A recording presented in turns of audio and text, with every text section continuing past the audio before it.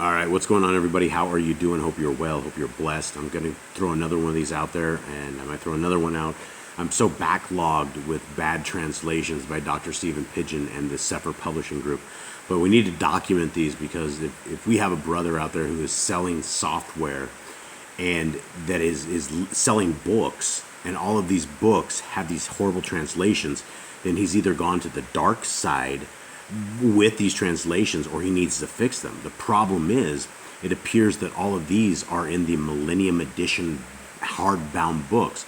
So how many hundreds or thousands they've sent out to people have bought the wrong translations, and I feel really bad because a lot of these translations were not like this, and they did make changes in the app. And I can show you that there at one we have a version that we will post on the Yahoo and the Torah.net site, and it's also on the community posts here on YouTube.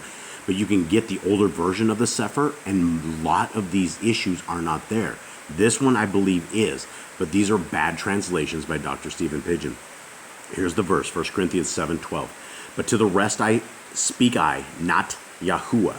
If any brother has a woman that believes not, and she be pleased to dwell with him, let him not put her away. King on the far left top. But to the rest I, not the Lord. If any brother hath a wife that believeth not, and she be pleased to dwell with him, let him not put her away.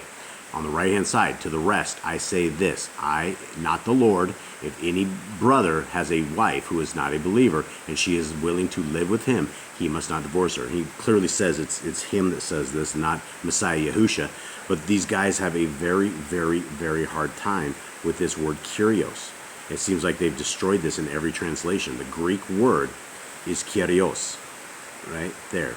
It's Strong's 2962. It's Lord. It's Messiah Yahusha is who we are talking about. We are not talking about Yahuwah.